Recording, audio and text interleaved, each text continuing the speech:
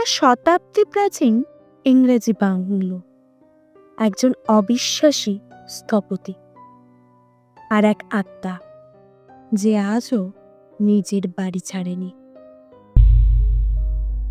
সবাইকে জানাই নমস্কার।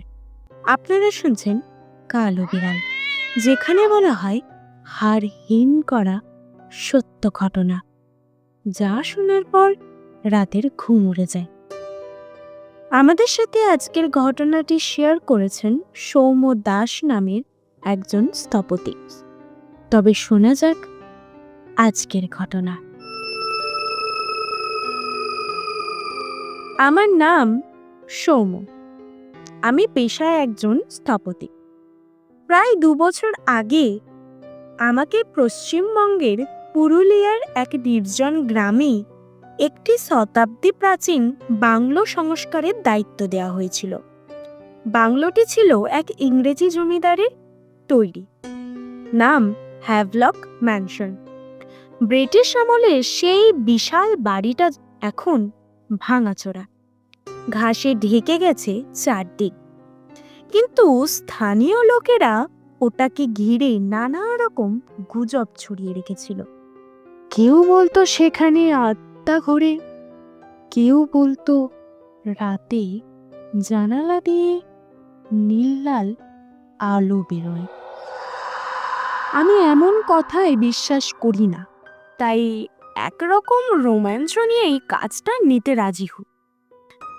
প্রথম দিনই বুঝেছিলাম জায়গাটা আলাদা। সন্ধ্যার পর হঠাৎ হাওয়া বইতে শুরু করে, জানালাগুলো নিজে থেকেই খুলে যায়। গ্রামের মানুষেরা আমাকে বারবার সাবধান করে দিচ্ছিল, বাবু রাত্রে ওখানে থাকেন না, যেই থেকেছে সকালে আর ফেরেনি।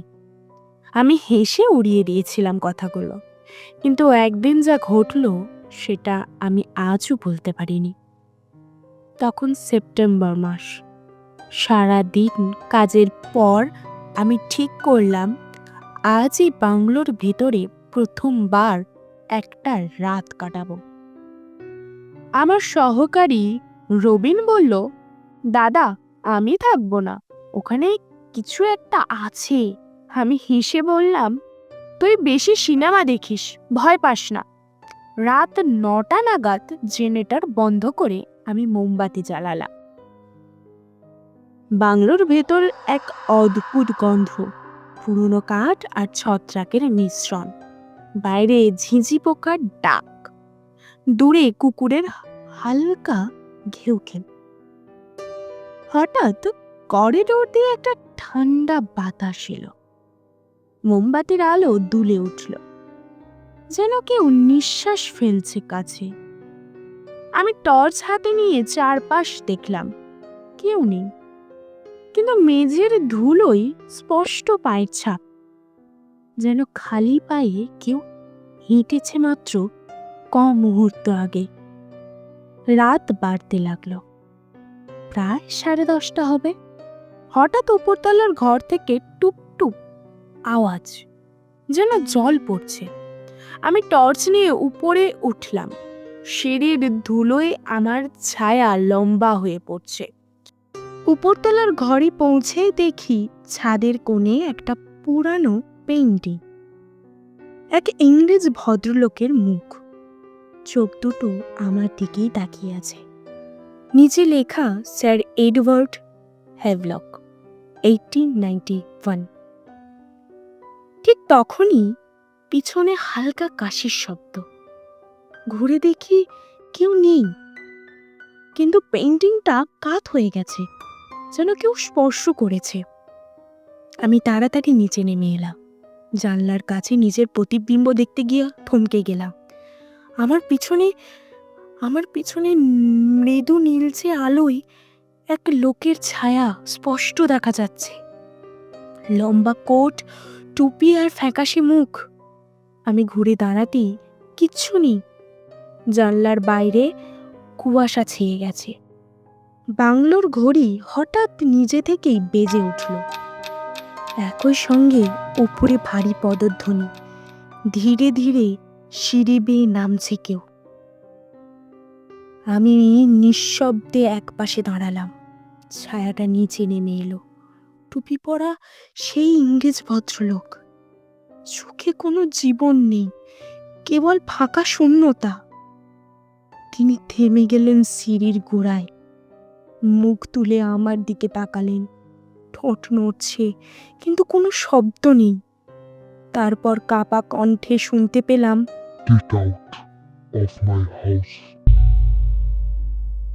বাতাস জমে গেল, মোমবাতিটা নিভে গেল। আমি দরজার দিকে দৌড়ে গেলাম, কিন্তু দরজাটা ভেতর থেকে আটকে গেছে। পেছন থেকে ভারী শব্দের শব্দ ক্রমশ কাছে আসছে। আমি চোখ বন্ধ করলাম। কেউ আমাকে ঝাঁকুনি দিয়ে ডাকছিল।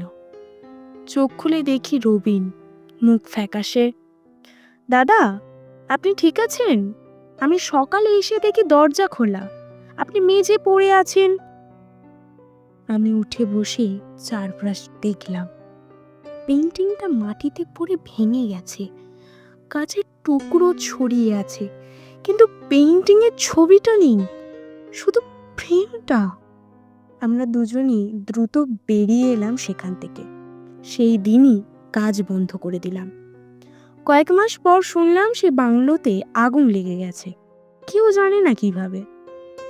পুরো ম্যানশনটাই ছাই হয়ে গেছে, কিন্তু আগুন নেভানোর পর ধ্বংসস্তূপের নিচে যে একটা জিনিস পাওয়া গিয়েছিল তা শুনে আমার বুক কেঁপে উঠেছিল। একটা পুরনো ক্যানভাস, তাতে স্লান আঁচড়ে আঁকা এক মুখ, স্যার এডওয়ার্ড হ্যাভলক, এবং তার নিচে রক্তের মতো লাল কালি দিয়ে লেখা, I told you to leave. এই ছিল সৌম্যর সাথে ঘটে যাওয়া আজকের সত্য ভৌতিক ঘটনা। আমি ঐশানী প্রামাণিক, শুনছিলেন কালো বিড়াল। আমার সঙ্গে রয়েছে রাহুল। ঘটনাটা যদি ভালো লাগে একটি লাইক করবেন, কমেন্ট করে জানাবেন কেমন লাগলো আজকের ঘটনা। প্রতি রবিবার ঘটনা শুনতে চাইলে চ্যানেলটি সাবস্ক্রাইব করে রাখুন। আপনার সাথে যদি এরকম কোনো ভৌতিক ঘটনা ঘটে থাকে বা আপনার কোনো শোনা ঘটনা আমাদের সাথে শেয়ার করতে চাইলে সমস্ত ধরনের লিংক পেয়ে যাবেন আমাদের ভিডিওর ডেসক্রিপশনে। ওখান থেকে আমাদের দিকে ঘটনা পাঠানো খুবই সহজ। সকলে ভালো থাকবেন, সুস্থ থাকবেন। ধন্যবাদ।